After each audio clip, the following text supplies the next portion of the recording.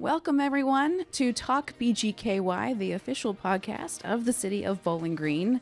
I am your host for today's episode. This is Talia Butler, Downtown Development Coordinator for the city of Bowling Green. And I have got a very special guest with us for this episode.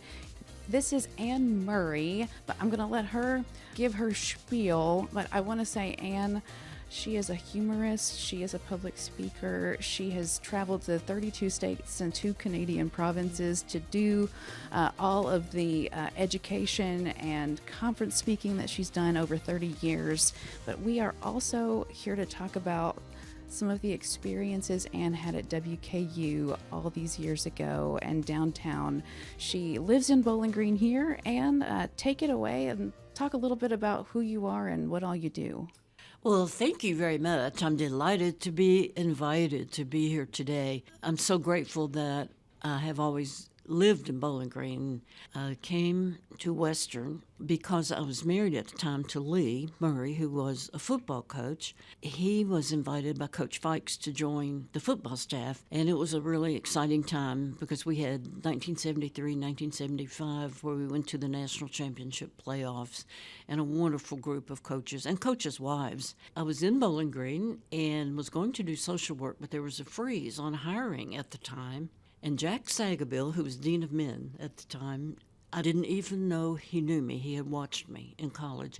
He said to Dean Charlie Cowan, Dean of Students, Dean Cowan was looking for a Dean of Women. That's back when we had such relics, like dinosaurs, kind of. And you had a Dean of Women because there were certain things you had to deal with the girls, with the women students. And the worst part of that job, I had to kick them out of school if they got pregnant. Oh, wow. It was horrible.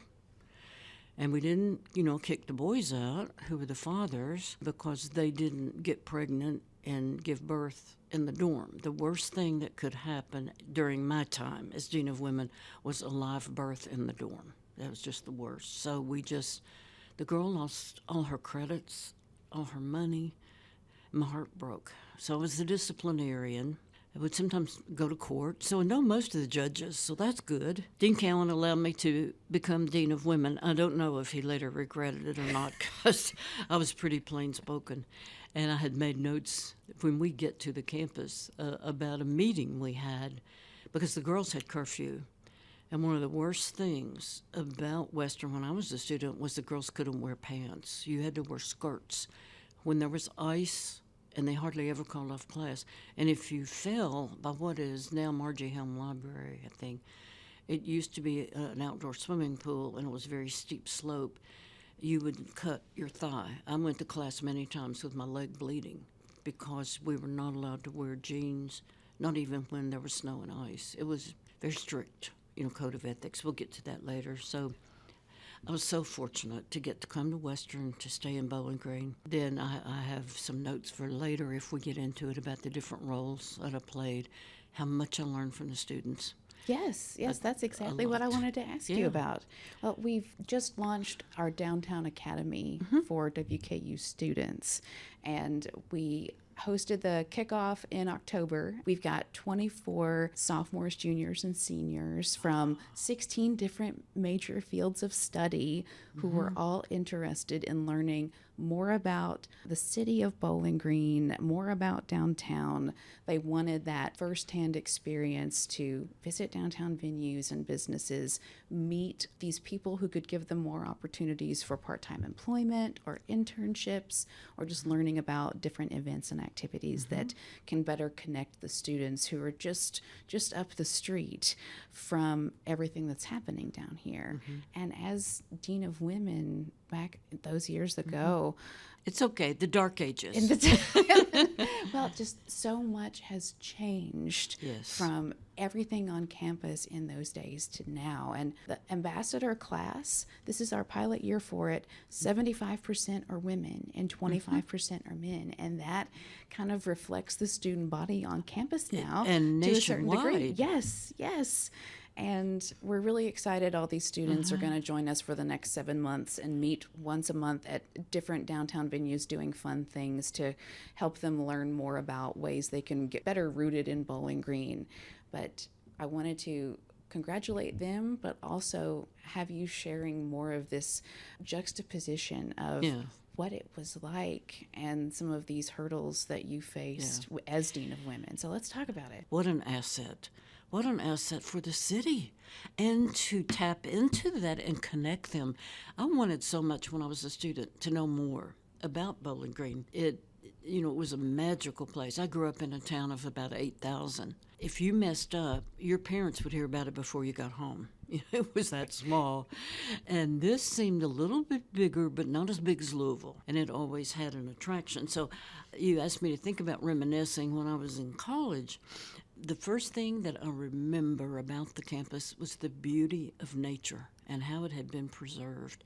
My favorite spot was the colonnade, and it still stands today. My second favorite spot was the Van Meter steps. Little did I know I would come back and work in the office of the vice president and do enrollment management. And every day, I never took for granted that privilege of that historic building. And when I had a weighty decision to make, I would go outside on those steps and look down toward the river, and it had a calming effect. I can't say it made me smarter, but it would calm your mind sometimes if you had a favorite spot. The culture of the times was very conforming to societal norms. I mean, that's what it was. We had Board of Regents. They were all men, of course. We had an administration that was primarily men. There may have been a scatter of one or two women in there, but I'm not remembering that to be the case. I was a woman because if you're Dean of Women, you have to be a woman. And how lucky could I be? Because that was the only job I could have gotten. Because I would hear the men talk occasionally. They'd forget I was a woman sometimes, and they would say, oh, you're going to have an opening in your area. Whatever you do, don't hire a woman, because we can't let the women out of the kitchen. I'm not doing the cooking. That was the culture in which I worked. And the students lived, And they were being honest, because at that time, the men didn't do, housework unless they chose to or they had to or something like that. In a campus that was 99% male in terms of administration, we had wonderful women and men, mixed faculty. We did not have much racial diversity that I can remember, except in athletics. It wasn't other places. What I remember most was how protective, supportive, and caring the faculty were. And I hope that's true to this day. And every time I meet a young student, I ask them, is there a faculty member who has cared about you, gotten to know you? And every time they say yes. And then they tell me stories. And I hope we never lose that. That is so important. Now, my father was a high school principal, and he was friends with D. Rowe Downing, who was at College High, who was a high school principal. And they made a deal. If Ann Cook came to Western Kentucky State Teachers College, that D. Rowe would make sure I behaved. And he did his job, I can tell you. He did well. He was vice president at the time I came, and then when I came back to work, Kelly Thompson was president for 2 months, and then D. Rowe Downing became president at that time. We had hours in the dorm, Monday through Thursday. If you were a girl, you had to be in by 9:30. You could have one 10:30 from Sunday through Thursday, because Friday and Saturday you had midnight curfew. But if you used your 10:30, on this one guy you were interested in, but the one you really wanted approached you, if you used it on Tuesday and he approached you on Thursday, you still had to go in at 9:30. You'd already used your 10:30. I see the laughter around the table. Wow. It really was that way. It's hard to think about. It is. Yeah. Well, and this was in the 70s. Yeah. So really, it was not that long ago. It really wasn't that long in some ago. ways, I guess because I'm still alive. And there are other people who would remember that. Engage some people in those questions, when you see some people who are older. We did get midnight Fridays and Saturdays. The spirit of WKU has just flourished all these years, and I'm so proud. Both of my children went here, and I want to tell you a quick story. My older one went to Vanderbilt Law School just on a lark to meet with the Dean of Admissions to see if she could get in. I mean, she had a 3.8. and she played on the tennis team. She was active in student activities. And I thought, I didn't even know she was going till she'd already gone. She called me and she said, "Guess what, Mom? I got into Vanderbilt Law School." The Dean of Admissions at Vanderbilt Law School said this about Western students: if we can get a 3.8 Western student who is well balanced with these activities, they're going to finish law school. They are not going to quit and go home. We've had others from Western. We give preference to Western over some of the other schools that are more hoity-toity. Because if you get a trust fund baby in from New England and things don't go well, she's going to go home. Mommy and Daddy have plenty of money to take care of her. And I was just so thrilled to hear the reputation that Western students have when they go on to college. And then the other daughter did well. She was a biochemistry major. I couldn't even pronounce her courses, much less do those. And she's very much an introvert. So I tell this story to show that parents don't know what we need to know when we have children. I had no idea until later in life how very different it is where we get our energy. Introverts need to pull away from people to get energized and think straight. Extroverts need to go find someone and talk about it to get their energy. So I had prepared her because at that time I was teaching in the communications department as a hobby, and I was teaching interviewing. And so I was preparing her, according to all the books, which I now know are written by extroverts, as if everyone is an extrovert.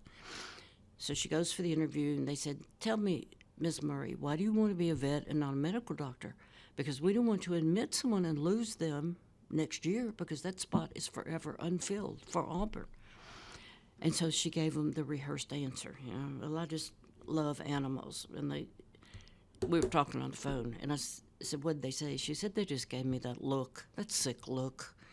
And they asked again, and I said, "Well, all important research is done first on animals." And they gave me the same sick look.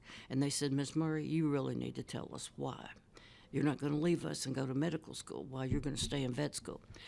And she said, "Mom, I just thought I had to tell the truth." And I said, "I really don't like people very much. And I'm dying on the phone."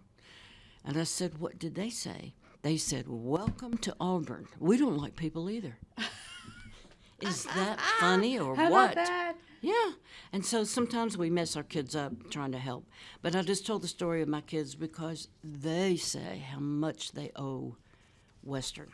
So after Dean of Women, what came next in the career? Well, I was so fortunate. In 1969, I came as Dean of Women. Then Title IX was passed nationally where universities and schools had to treat girls the same as boys. That was a major upheaval. And we had a meeting one day, and the meeting, because we had to conform, we either had to treat the boys like the girls or the girls like the boys. And I'm going to tell you who was in the meeting: D. Downing, the president; Dr. John Minton, the vice president for student affairs; Dean Cowan, the dean for student affairs; Jack Zagabill, the dean of men; and Ann Murray, the dean of women. So we're all in there. The president said, "Well, we're going to have to do this." And he said, "I just can't see that we should give these girls freedom because bad things happen to girls in parked cars after midnight." Well, What? Yes. I'm too authentic sometimes. And I just said, "But Mr. President, don't you know what they're doing in the cars at 5:30 in McLean Hall parking lot?" Oh, my boss looked at me like, "Did you have to say that?" The dean of men got tickled and started chuckling.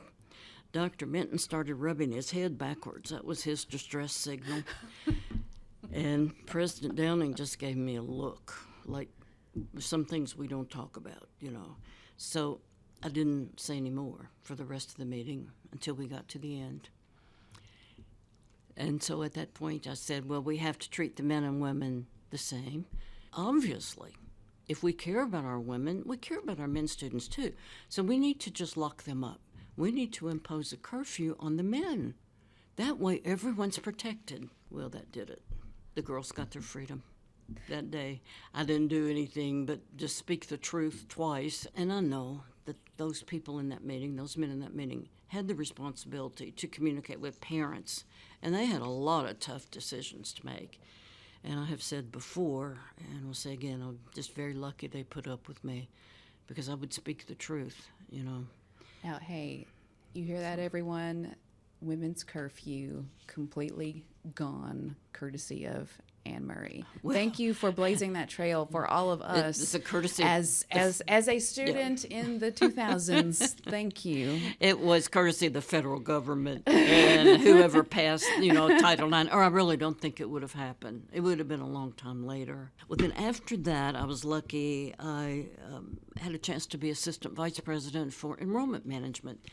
And speaking of the partnership with students, the Spirit Masters are they still around? Yes, okay. They are. They help at all of our events. For the city? Yes. How wonderful. Yes, they help at Harvest Festival, Duncan Hines Days, and Downtown Lights Up, and Scare on the Square this year as well. Scare on the Square. Mm-hmm. They are a great asset. What we did back then, and I don't even know how it worked so well and how sacrificial it was for the faculty. We decided to take Western out to the communities. We went to Louisville, for example, to the Jefferson Club, which was a posh, kind of country club like downtown, high-rise. And we invited all the students interested in Western and their parents to come to a reception. And we had tables, like around a rectangle, and the students could walk from person to person and inquire about what they wanted to major in. I mean, the faculty went. Our enrollment went from 11,000 to 14,000 within, I think, about 2 years. And that credit goes to the faculty. I mean, the dean of the Science College, Dean Kupchella, would go and answer all the questions about science. The liberal arts people, I didn't realize at the time how much we were asking of them to do that, because I know how tired I would be the next day. But think of the level of caring the faculty had for the potential students to be willing to do that. And it was a great thing they did.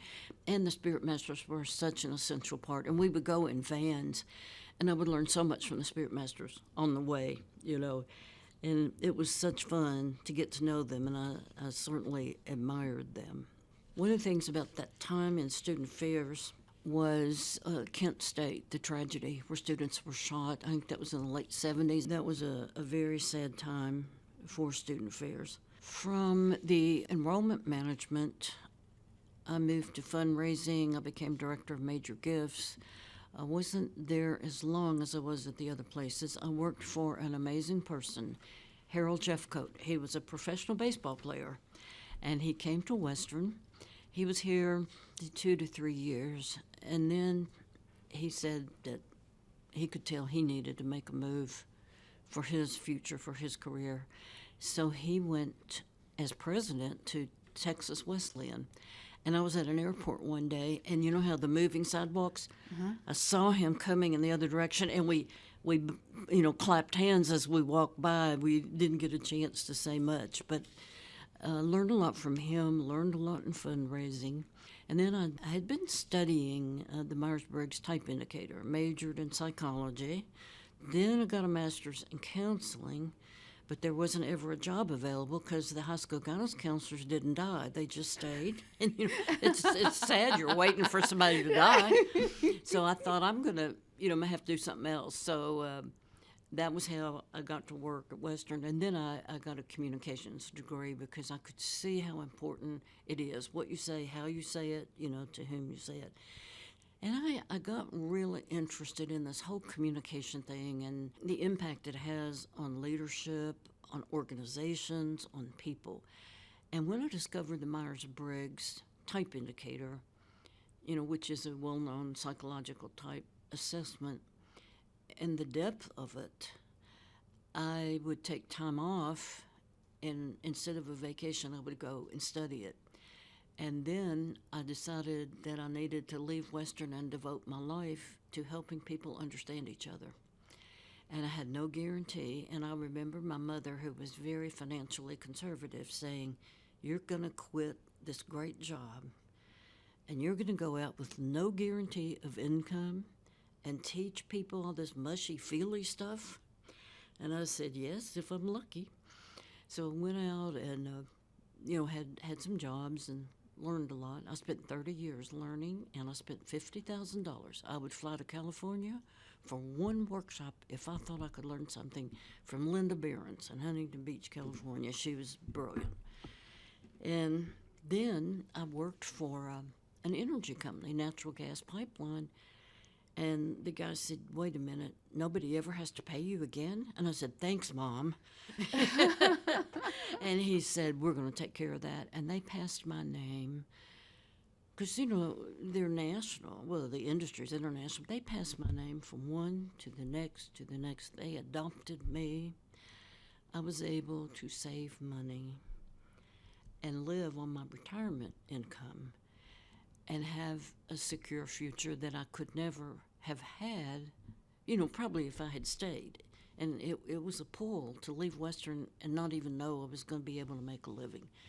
I was so fortunate. I did consulting, training, I'm personality type, coaching. I never thought I would coach anyone, but they called me one day. I had done some coaching. And sometimes it's just one little thing you're doing that makes your people crazy. And if you just cut that out, everything's better. They flew me out. It was a major natural gas company, flew me out to what they call a platform in the middle of the ocean. This is the strangest place I have ever worked. I had to be taken by helicopter to the middle of the ocean, and the guys lived out there, and they had a chef. And he specialized in the gumbo and the cuisine of the Cajun culture. And most of the guys out there were Cajun. And they would be on 7 days, 7 nights, and then they'd fly them home 7 days, 7 nights. And a new shift, would come on. Well, the guy there was a bully, and they hated him. And when I got out there with them, we did personality type. That didn't take care of their problem. He was being mean to. He thought that was the way to manage because he had not had any training. Was a very smart guy. But these are his words. He said, "But I got my girlfriend pregnant. I didn't get to go to college. He would have done well in college. And we had to start a life, with a family." And he was bullied when he was a kid. And the only management tool he had was bullying first or bullying harder. So he was doing that. So I'm sitting there around a table with the guys. And I said, "So how bad is this with Mike?" And they said, "Well, we think we're going to kill him. We've got it planned because this thing is 8 stories high. All we have to do is somebody nudge him overboard. He hits the water, he's dead. They come investigate, and they'll say, have you seen Mike? No, I ain't seen Mike. You seen Mike? I ain't seen Mike."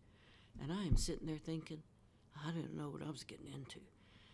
So I tried to explain Mike to them as best I could and talk to them about how they are the master of their own fate. They will decide what they do and don't do. And I did coach Mike. We would meet in Memphis once a month, and he would cry the whole time.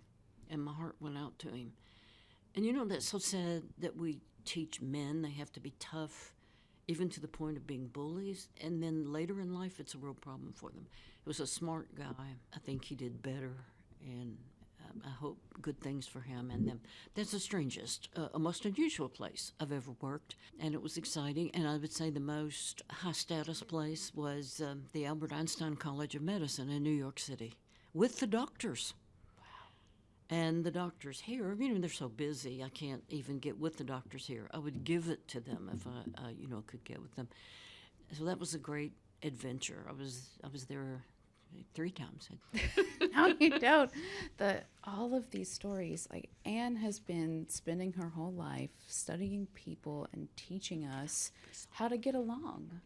And when you mentioned how scary it was to think about taking that jump and leaving the university and going off on your own, I feel like so many of our students can relate to that, and so many of our business owners, even all the small local businesses in downtown Bowling Green, they take the chance to go and get started. It is so hard to get a business up and running off the ground and make a profit after several years. And we have got a great core of like pillar downtown businesses that have been around at least for a couple of decades. Morris, obviously, the oldest business in town, but when you think about, and I'm not sure why I got from this tangent to this one and how I got from A to B, but in thinking about all of the changes downtown has seen over the years that you've been able to witness and be part of.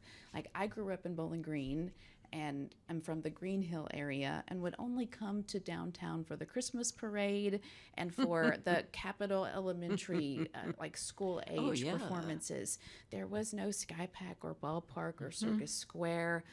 A lot of the businesses that were around the square left when the malls opened, and we didn't do any of our shopping downtown when I was a kid. But now there are friends of mine who have their own families here now, who are bringing them to downtown activities and special events that I have seen. And multiple times they've commented saying, Talia, we did not have this when we grew up here. How wonderful is it that we can now share these new memories with our families, and how the next generation has all these new opportunities to do and see things that we never did in Bowling Green, and how grateful we are that we also stuck around to give Bowling Green a chance and are part of the community shapers now, because it's up to us.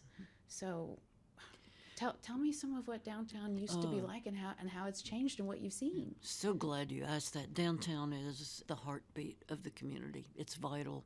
When we were students living here, and I was here from 62 to 64. And I'm not that smart. I didn't graduate college in 2.5 years. I had to go to my hometown, Campbellsville College, and my mother picked me up at the end of the day. How embarrassing is that, to be a college student and your mother picks you up? Because I was a girl, and the boy in the family was sent away to school for 4 years, but I was going to get 3 years, but I got mononucleosis, which then was pretty debilitating. So I didn't get my 3 years. I got 2.5. It was enough, though, to have an enriched opportunity. We did not have cars. Most people, even the guys, didn't have cars. So if you had a job, you had to make arrangements, to get there. I know I had to take a cab ride just to get my hair cut because she was out the Nashville Road. And she said, now, do you quit spending your money on cabs? And I'm thinking, well, how else would I get here? I didn't have any way to get there. And I think I got this right. Tuition was $50 a semester. I believe I've got that right. Housing was not much more. And everything, was much cheaper. And you could get a hamburger meal for $1.25, maybe less. So we walked to town. Downtown was magical. It was the place we wanted to be. Anything you needed was downtown. There was no old mall. The bypass wasn't really developed as a shopping place. So the joke was you could tell the girls that went to Western. When we would travel, we would hear this because the calves of their legs are so big. Because they walk all the time. That hill keeps you fit. Yes, that or fat-calved, whatever you want to look at it. And so that was just part of the culture. And I know I lived in Bates Runner, Regents Hall then. It's called Bates Runner now, I lived in Bates Runner as well. Yes, you did? I did, yes. Well, I think it makes you nervy. I think you come out of there with a lot of nerve and speak the truth and all of that. So that may have gotten hold of you. So from Bates Runner, you would go up the hill, then you go down the hill, and to around the square. I even made some notes. Norman's, the store all women know. We had Pushin's department store, which was a wonderland to me because I grew up in a small place. We had lots of banks, and we had Fountain Square Park that we took for granted. We didn't realize what an asset that would be as we are older. I mean, now that's the heartbeat of the city as far as I'm concerned. It's still a place of magic, preserving the fountain and the trees, and the respect for pedestrians has been so important to people being drawn to downtown. And I see visitors there all the time sitting around the park, because sometimes I will go over and talk to them, even if they don't want me to. And if they turn away, then I will leave. But it's so interesting to me who they are, where they're from. Many of them are people who went to Western and either wish they could still live here or have moved back here as the example that you gave earlier. Well, and I'm one of those people that fell in love with it and was fortunate enough to come back. The Capitol, that was our date place. That was where the movies were shown. And they had drive-ins back then, but I didn't know anybody that had a car. And now the Capitol is the icon of intellectual discourse in this city. Wonderful. SkyPack, anytime anyone comes to visit me to live, they have to go to SkyPack. And if it's during the day and it's open, they have to come inside and look up and see those balconies and see how big it is. And what an asset for this community. And Mike Buchanan deserves a world of credit, as do a lot of other people. And the icon that we have, the phenomenon that we have in Jeff Reed is unbelievable. You know, that man has a law degree. He could be anywhere he wants, doing anything he wants, and he has chosen music. I served on the board for about 10 years, and I marvel at all the work volunteers do, you know, to help and get that going. And I want to interject real quick, too, about SkyPack. One of the things I love about that building, too, is how much thought and effort went into the decorations that tell Kentucky stories. The poplar, the tulips, the way that the Corvette colors were used in the upholstery and the carpeting colors, the goldenrod carpet, like everything about that property from when you walk in is screaming Kentucky at you. It's immersing you in all of these beautiful symbols of the state. And not a lot of people know that. When you just walk in, you think it's beautiful and it's huge, but there's those little tidbits, you know? Very colorful. I did not know what you just said. I knew a little bit. Oh, but well, you know, there you go. Here's the thought. I cannot not think, even if the thought is useless. If I have a thought, I'm going to express it. I wish we could capture all that history of the colors in writing on paper, on a piece of paper, that people could take with them and read. That is something that sounds like a good Jeff Reed project. Yes. Yeah, there you go. Okay. Yeah. Yes. The people that work in the office at SkyPack, that might be something I can talk to them about. Because I'd love to know. I don't even know that. And yes. Well, and I only know it because in my previous life working at our Bowling Green tourism office, when we would bring people to town for tours and go to a lot of these different venues and attractions, when they would take tours of SkyPack, that is what whomever SkyPack staff was working would give them in the tour. And so now I incorporate that into some of the downtown tours that I give.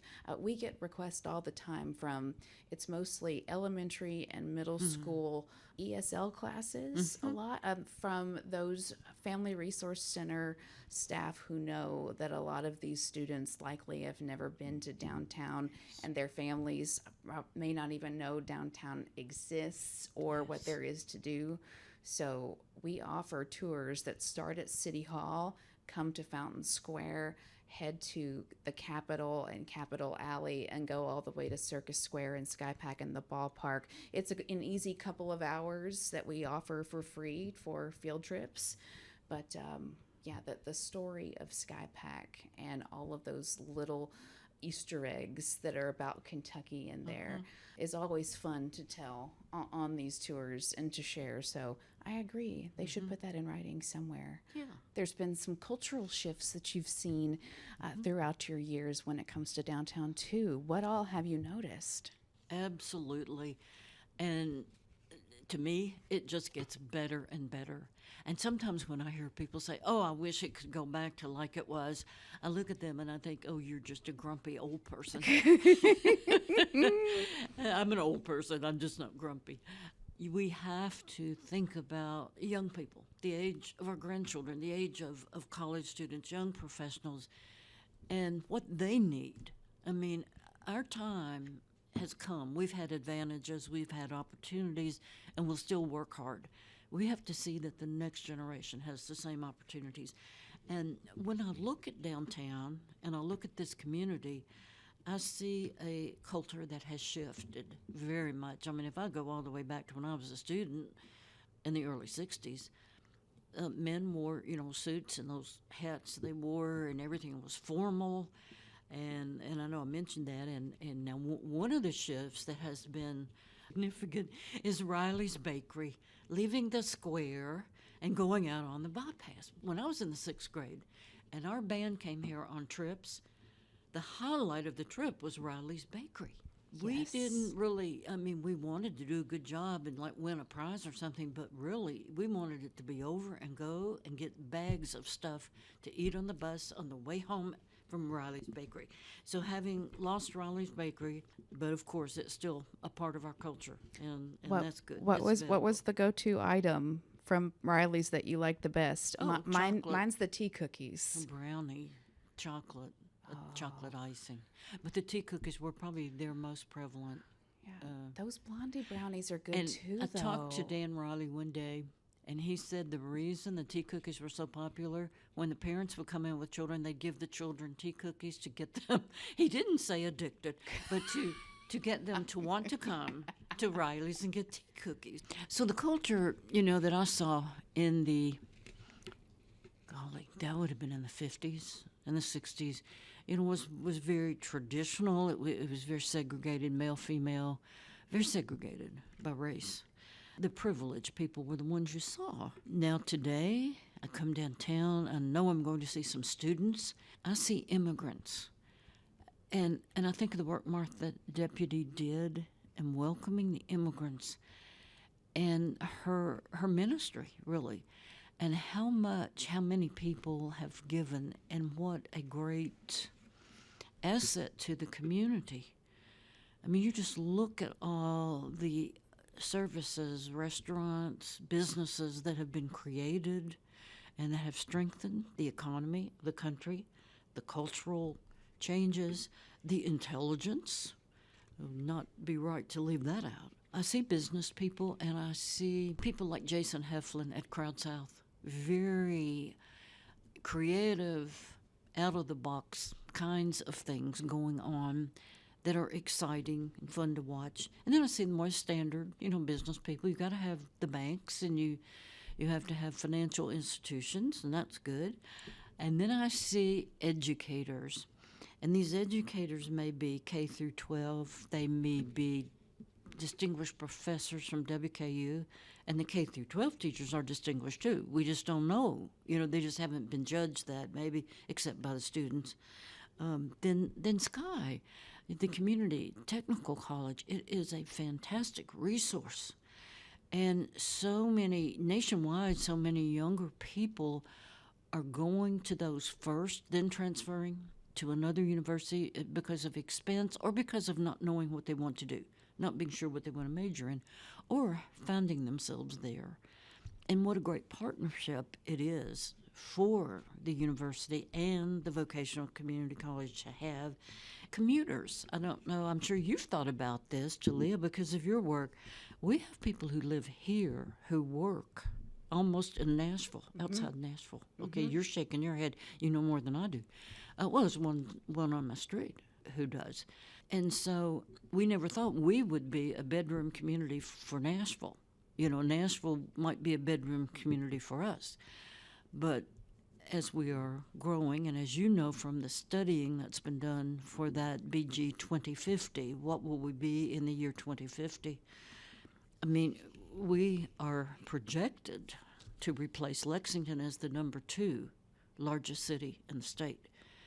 And that was amazing to me when I heard that. People from other places commute to work in Bowling Green. People who live in Bowling Green commute to work other places because they want to live here. And you mentioned you didn't live in the city, but after college you said, this is where I want to be. And that's the story, I believe, for so many of us. Well, and the reason that Anna and I crossed paths and met in the first place was that Bowling Green 2050 project. She and I both served on the storytelling pillar of this What Could BGB campaign, and that's where I realized you had all of these wonderful stories and background and history. And just thank you to the 2050 Project for bringing us together. And downtown ended up being in the top 8 topics out of all those 4,000 or so ideas that were submitted. Yeah, downtown living, experiences, entertainment, arts, culture, all of those things ended up being kind of within the top 8 topics for the future of Bowling Green. So I love that people are caring again about downtown. Yes, I think that is an accurate statement. They've cared all along, but not with the passion they care now. I see it. And I experience it. And one thing I left out that I had made a mental note of was the cultural differences. I see many races. I see different colors of skin. I see different ethnicities, different nationalities. The most diverse place I ever was Toronto, Canada. You can't even tell what race people are because they have commingled so much that, I mean, it's not going to be an Anglo-looking person. And I look at Bowling Green and I think the diversity that the immigrants have brought, the diversity that the cultures within our culture that were not always listened to, and hopefully they are now, has brought an enrichment to all of us. And when you mentioned Marty Deputy and all of the great things done, 1981 was when the International Center was established, but that was also the year Corvette came to Bowling Green. So 1981, very pivotal year in the history and milestones of all of Bowling Green, because not only did that start the foundation for all of the automotive, like bigger manufacturing, but also it brought that international start for making Bowling Green a place of refuge. Yes. Yeah. Yes. How interesting. And so many great companies have to do with the automotive industry. And I just worked in August with Trace Diecast. They're identifying young potential leaders and bringing them together for training, which I think is ingenious, because we know that Gen Z and the other generations want to be connected, but they don't feel connected. And yes. So anyway, I'll just stop right there because so many great things are going on with the leaders in Bowling Green, whatever their leadership role may be. And we are looking forward to having Anne be part of a session with the Downtown Academy. And one of those things is bringing these students that exhibit future leader qualities into this atmosphere where we're throwing them into meeting downtown businesses and entrepreneurs and venues, but also teaching them how to navigate city services and what opportunities are out there. So we're excited to have Anne be part of that. And let's see, there was one other thing that I wanted to ask you about. What would you tell a 20-something-year-old Anne now after your life experiences across the whole world? What would you tell her? Such an interesting question. It would be very different than the things that were told me, except for one thing that has been overarching and pervasive, and that is your spiritual life. It's different for different people, but it's important to pay attention to the universe and to treating other people well. The first thing I would tell a young person in this day and age is quit expecting life to be fair. It is not fair. It will never be fair, probably. And we've had situations in the elementary school maybe where it was fair, and we were led to believe it would always be that way. And I know in my life I wasted a lot of energy when I would find out someone, might be envious of me or want to compete with me or want to keep me from getting something I wanted, and it just didn't make sense. But it is a fact of life. One thing I've learned in psychology, if you compare yourself with someone, you will compete with that person. And if we just quit comparing, be thankful for the job we have, do it the best we can, it is amazing. Every opportunity I've ever had, and most people I know, has come not from so much the good work they did, but who saw the good work they did. And that person had influence with someone else, and that's how we may navigate, a career path. The second thing I would say is, and I was from a small town and I was very sheltered, and I didn't figure this out till up in my 30s. Life is one big opportunity, and it's up to you to seize the opportunity no matter what age you are. And it never stops. There's another opportunity every day. And then the last thing, I was lucky because I was taken to church, and I had a mom and dad who taught me a lot of virtuous things. Show respect for all people. You never know who your next angel will be, because the people who get you where you want to go in life are your angels that are watching you and helping you behind the scenes, and you may never even know what they've done. That brought a little tear to my eye, Anne. I know you look a little teary. That means you've had an angel or two or three in your life. Yeah. Oh, many. And one thing that I meant to say when I was just talking about changes in downtown and all of that, just how much those of us who live here appreciate the professionalism that we see in city government, the expertise, the knowledge, the humanity. And I'm a neighbor of the mayor, and when the mayor comes and puts the wheels back on your garbage can, you know he's human, and you know you could talk to him. I happen to know he's a very caring person. I wish I knew more city officials. That's just the one I know best, and I just have to give a shout out to Todd. Thank you, Mayor Alcott, for looking out for all your neighbors Yes. down the street. And we are very fortunate here in Bowling Green to have so many of those of us in city government and officials who care and want Bowling Green to be a better place and know that we can't do it alone and we have to do it together.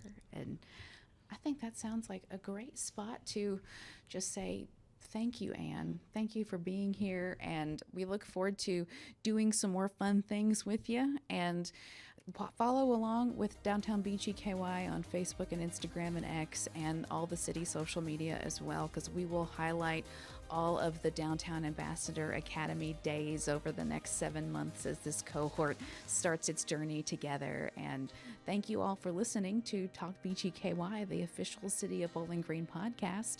I'm Talia Butler, Downtown Development Coordinator, signing off, and we'll see you next time.